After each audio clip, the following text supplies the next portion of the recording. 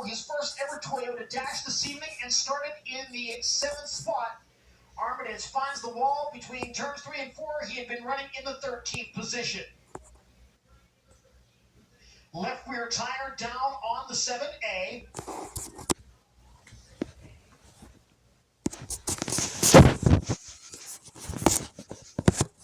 Will require the services of a record to the rear end of that 7A machine. 13 laps of 55 have been completed. Giovanni Celsi dropped the green flag. Donnie Schatz runs second. Carson Messina is third. Corey Day fourth. Kyle Larson fifth. Ayrton Kennedy sixth. Logan Schuhart seventh. Sheldon Hutchell eighth. Buddy Copewood ninth. And Brock Zirfoss in 10th.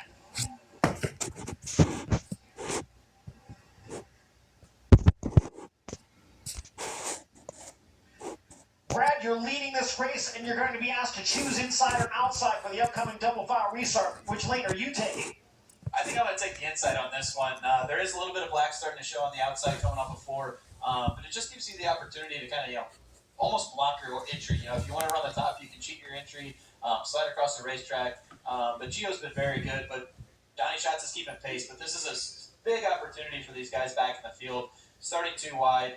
Larson talked about it last night. He got put in a position he actually didn't want to be on the restart, and he benefited from it. So it'll be fun to watch this restart, but the lap traffic is going to be probably what makes the difference in this race at the end of the day, because they're catching it, and it's very thick.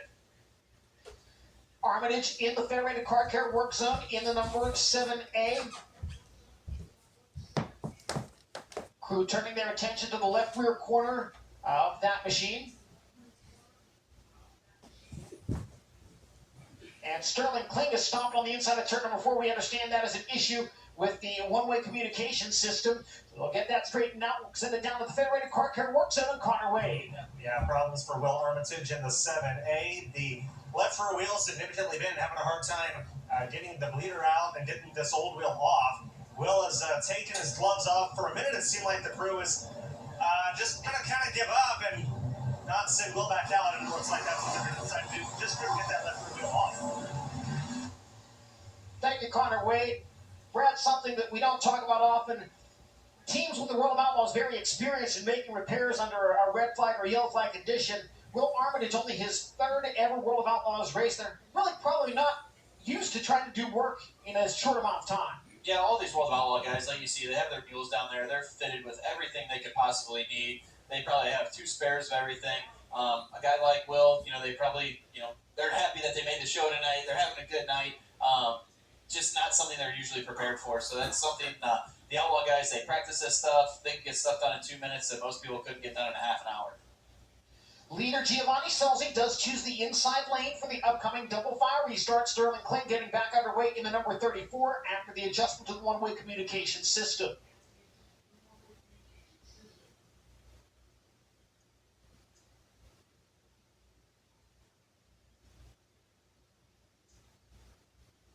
Drivers will get the one-to-go signal this time, meaning the Toyota pace truck will make its way into the infield at midpoint of the backstretch.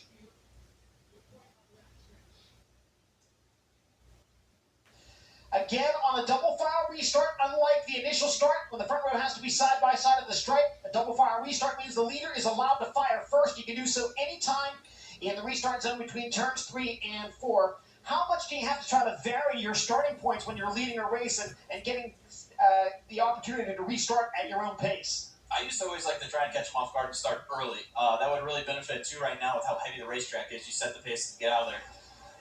Gio jumps on the throttle, goes to the lead. Challenge for second. Messina over to the inside of Schatz. Schatz looks to the outside of Celsi. Now a 3-car tussle for the lead down the back straightaway. Donnie Schatz jumps up higher on the speedway, now tries to cross underneath leader Giovanni Celsi. He'll maintain the top spot, but Donnie Schatz is right there with him.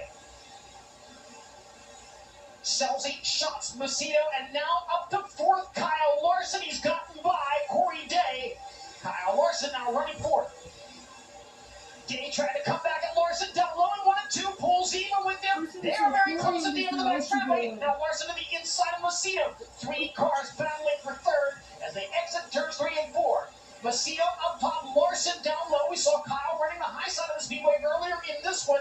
Larson now trying to make it work on the bottom of the speedway. It's a little choppy down there. There was a little bit of a bounce from the the Silva Motorsports number 57, and now Corey Day trying to make the low side work in an attempt to get back by Larson. Leaders, meanwhile, catching the back of the field once again. We go double box on Dirt Vision. 18 laps of 55 complete. Larson again working on Macedo for third. Giovanni Selzi with heavy traffic right in front of him out of turn number 4. Macedo still staying with second place. Donnie Schatz. Day still all over Kyle Larson for that 4th position.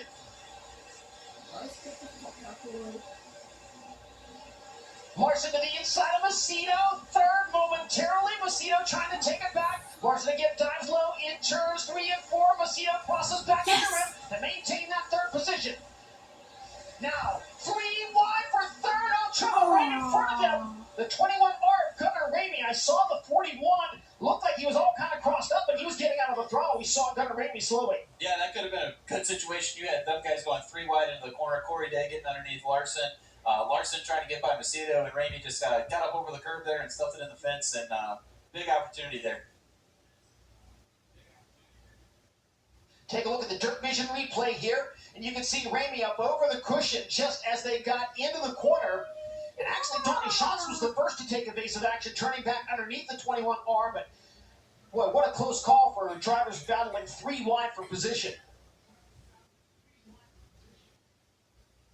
21 laps now in the books at Federated Auto Parts Raceway at I-55. Gunnar Ramey gets back underway in the 21R. Giovanni Selzi still the leader, has led every lap. Donnie Schatz 2nd, Carson Macedo 3rd, Kyle Larson 4th, Corey Day 5th. Sheldon Hodgson 6th, Ayrton Timmington 7th, Buddy Copewood 8th, Logan Stewart 9th. We'll look at it from our speed shot in turn number 1. And yeah, he got into the wall, got up over the cushion, and made some fairly significant contact with the wall. And it looks like Gunnar Ramey's night is done as he is climbing the cockpit of that car. Once again, Giovanni Selzi choosing the inside lane. We'll go back to green in turn 4 the next time by.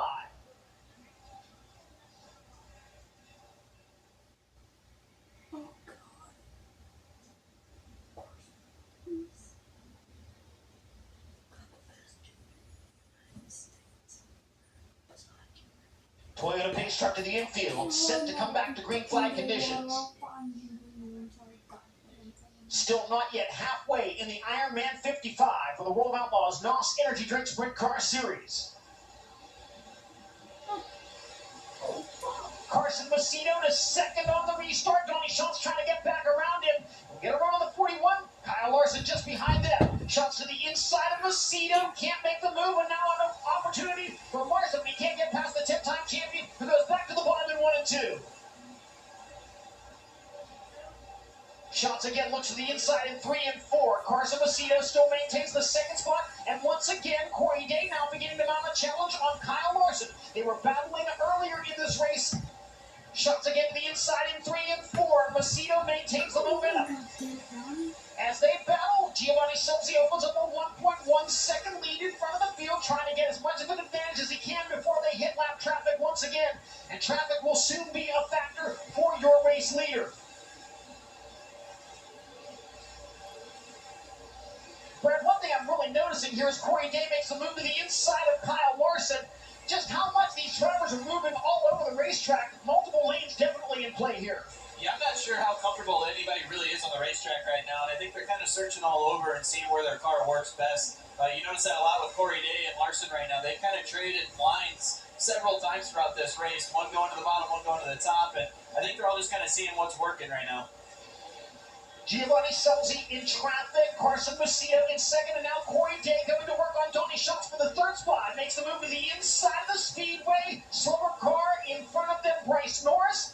Schatz will maintain the 3rd spot, and now Larson again to the inside of Day. Those two have been going at it for multiple positions all race long, as we are now beyond the halfway point in the Ironman 55. This time by 30 laps complete. And Larson nearly stole the car there. He got very sideways in turn 4. Had to get off the throttle, and now Corey Day pulling away in the 4th spot. Giovanni Selzi still maintaining the race lead, running a smooth pace out in front of the field with 30 of 55 laps now, make it 31 now.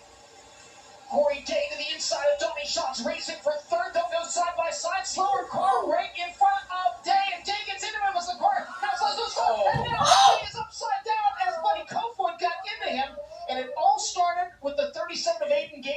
off the pace over in 3 and 4.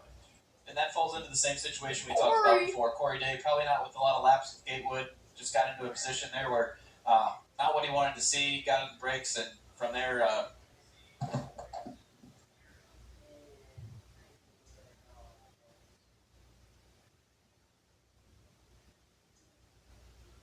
all drivers okay. Buddy Kofoid involved. We'll take a look at the Dirt Vision replay. The battle for third going into turn 3.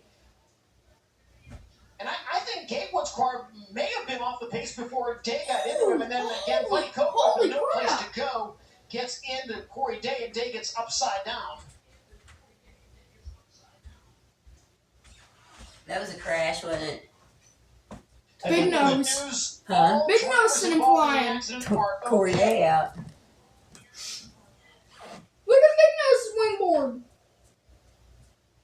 Corey Day a little bit of a number 2. Roth Motorsports. no, it definitely hasn't. That could have been a lot worse for Buddy. Like those 2 Roth cars jumped today. I'm sure they're going to put that into the work area. James McFadden jumped his too. Now we do get word from the Racing Electronics World of Outlaws radio system, cars being pushed over toward turns 3. So I think Aiden Gatewood got off the pace there, and Corey smacked him on the gas hole. Moved over to their proper spots. But Copewood is going into the federated car care work zone. So again, crew members not yet allowed on the speedway. And wait till all the cars have been pushed into position in turns 3 and 4 before allowing crew members on the speedway. Yep. And again, the biggest concern right now, fuel consumption. Yeah, like we talked about earlier, these motors are just, you're on the mat the whole entire night with how it is. So they're sucking down the fuel. I know these guys. Well, guess who's getting their first thing tonight? Nobody wants to see a fuel stop. So I'm sure a lot of these drivers right now really want to see a fuel stop. I bet you there's guys that are going to be asking for tear-offs, water, and probably some wholesale changes on race cars.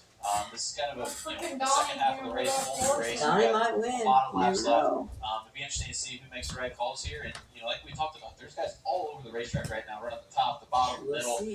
See if somebody makes a decision, or they're going to commit to one spot and put their car in that's set up for that. So again, crew members will be allowed on the speedway momentarily as they continue to work on the 83 for Buddy Kofoid. Connor Wade has a report on that situation. And the Roth crew is going to be the biggest benefactor of this open red. Plenty of time to put a brand new top wing on. They're adding a lot of fuel to the car. Looks like Buddy actually has his helmet off, probably going to restock it with tear-offs. Fastening down the top wing now. First, these guys with plenty of time for Buddy to have an opportunity to make a run back to the field. A little bit of damage to the nose wing as well, but nothing crazy at all that would even want that to be changed. They'll probably knock a bunch of mud. So big break by the Roth 83 team in terms of Buddy being able to get back out. Thank you, Connor Wade. Brad Boyette, go back to the open red flag conditions. You talked about the opportunity to make changes and to add some tear-offs and things like that. How big is the opportunity to communicate with your crew and maybe not only talk about what you need to do to your car, but find out where other drivers are running, and maybe, especially for somebody like Leader Giovanni Scelzi, to find out if there's anybody working a different line that's maybe working a little bit better that he needs to be aware of? Well, it's a huge opportunity. We actually saw the same situation kind of play out with Gio at Eldora, right? We had the open red for a fuel stop. He got into the position where he restarted the race, and the car felt different. He had fuel back in the car. So it's going to be one of those deals, too, where you don't want to get your car too different than where you're at. You were good, you felt fast, but then guys further back who are like, where do I need to be? Larson, Corey Day, they were going side by side for 15 laps trying to search for where their car worked. So there's going to be guys that are asking, where do you think I need to run? Where's the car operating better? And I'm sure the crew's going to be making some wholesale changes on some of these guys' cars, getting them more comfortable. And it should be an exciting end to the race. We'll run down the field for you at this point with 32 of 55 laps complete. Leader is Giovanni Scelzi in the number 18. Carson Macedo second in the 41. Third, the 15 of Donnie Schatz. Fourth will be the 57 of Kyle Larson. Now we start.